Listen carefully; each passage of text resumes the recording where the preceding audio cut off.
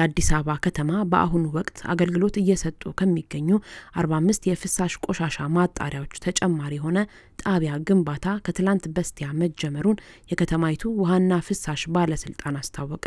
ጣቢያው በአዲስ አበባ ከተማ አስተዳደር ስር ያሉትን የካ፣ ቦሌና ለሚኩራ ክፍለ ከተሞችን ተጠቃሚ የሚያደርግ መሆኑን መስሪያ ቤቱ ገልጿል።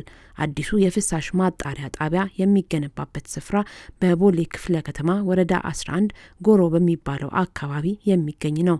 ሲጂሲኦሲ በተባለው ስራ ተቋራጭ ኩባንያ የሚገነባው ይህ ጣቢያ በቀን 52000 ሜትር ኪዩብ ወይም 52 ሚሊዮን ሊትር ፍሳሽ ቆሻሻን የማጣራት አቅም ይኖረዋል። በአዲስ አበባ ከተማ አዲስ የፍሳሽ ቆሻሻ ማጣሪያ መገንባት ካስፈለገባቸው ምክንያቶች አንዱ አገልግሎት ሲሰጡ የነበሩ ማጣሪያዎች በቂ ባለመሆናቸው ምክንያት እንደሆነ የባለስልጣን መስሪያ ቤቱ የኮሚኒኬሽን ዳይሬክተር ወይዘሮ ሰርካለም ጌታቸው ለኢትዮጵያ ኢንሳይደር ተናግረዋል። ለዚህም ባለስልጣን መስሪያ ቤቱ ከጎሮ የፍሳሽ ቆሻሻ ማጣሪያ በተጨማሪ በቦሌ ክፍለ ከተማ ኪቲሜ ተብሎ በሚጠራው አካባቢ ሌላ ጣቢያ እያስገነባ ይገኛል።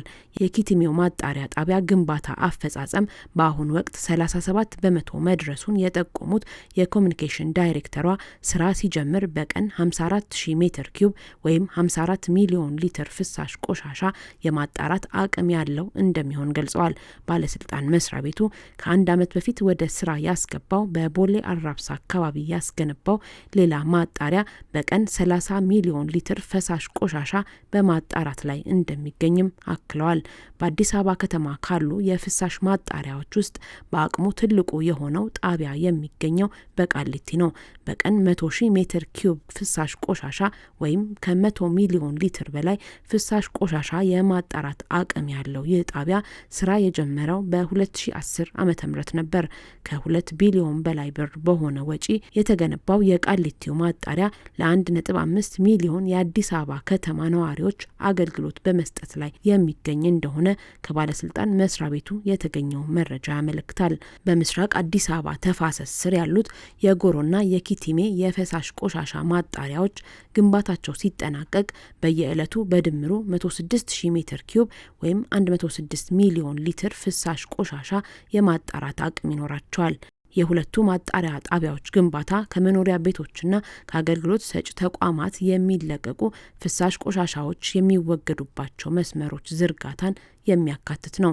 ከትላንት በስቲያ ግንባታው የተጀመረው የጎሮ ማጣሪያ ጣቢያ የ205 ኪሎ ሜትር ቀላልና ከባድ የፍሳሽ ቆሻሻ ማሰባሰቢያ መስመር እንደሚዘረጋለት የአዲስ አበባ ከተማ ውሃና ፍሳሽ ባለስልጣን ለኢትዮጵያ ኢንሳይደር ገልጿል። አዲሱ ማጣሪያ ጣቢያ ካስፈለገባቸው ምክንያቶች አንዱ የከተማይቱ ነዋሪዎች የመጸዳጃ ቤት ፍሳሽን ወደ ወንዞች እንዳይለቁ የሚከለክል ሕግ መውጣቱን ተከትሎ የፍሳሽ ቆሻሻ መጠን እየጨመረ በመምጣቱ የቆሻሻ አወጋገድን ዘመናዊ ማድረግ በማስፈለጉ ምክንያት እንደሆነ የባለስልጣኑ ኮሚኒኬሽን ዳይሬክተር አስረድተዋል።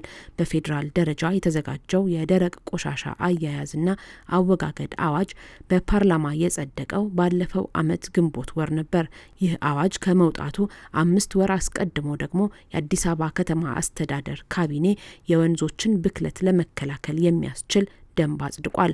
በታህሳስ 2017 ዓ.ም የጸደቀው ይህ ደንብ በአዲስ አበባ ከተማ ያሉ ወንዞችን በባህሪያቸው አደገኛነት ባላቸው ደረቅም ይሁን ፈሳሽ ቆሻሻ በሚበክሉ ድርጅቶች ላይ እስከ 1 ሚሊዮን ብር ቅጣት የሚጥል ነው።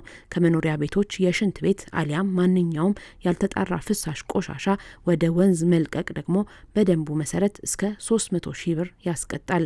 የአዲስ አበባ ከተማ ውሃና ፍሳሽ ባለስልጣን ከኢንዱስትሪዎች ወይም ፋብሪካዎች ከሚለቀቁ የፍሳሽ ተረፈ ምርቶችና ከጎርፍ ፍሳሾች በስተቀር ከመኖሪያ ቤቶችና ከተቋማት የሚለቀቁ ፍሳሾችን በተለያዩ መንገዶች የማስወገድ ስራ ያከናውናል።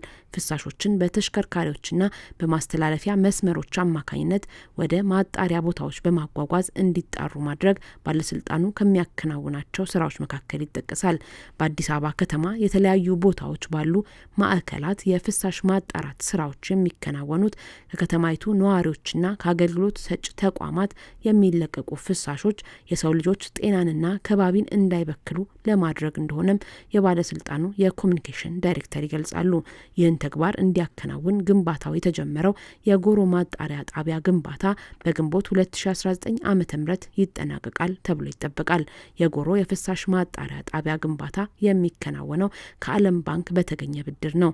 የዓለም ባንክ በአዲስ አበባ ከተማ የሚካሄዱ የፍሳሽ ቆሻሻ ማጣሪያ ማዕከላትንና ከዚህ ጋር ተያያዥ የሆኑ መሰረተ ልማቶችን ለመገንባት በሁለት ዙር የሚለቀቅ የብድር ፕሮግራሞችን የፈቀደው በመጋቢት 2009 ዓ.ም ነበር።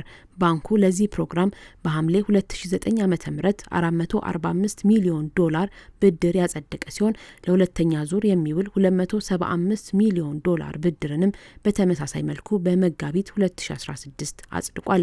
ይህ ብድር 3.2 ሚሊዮን የአዲስ አበባ ከተማ ነዋሪዎችን በቀጥታ ተጠቃሚ የሚያደርጉ የፍሳሽ ቆሻሻ ማስወገድ ስራዎችን ጨምሮ የንጹህ መጠጥ ውሃ አሰራሮችን ለማዘመን የሚውል እንደሆነ የዓለም ባንክ በግንቦት 27 2016 ዓ.ም ባወጣው መግለጫ ላይ አስታውቆ ነበር።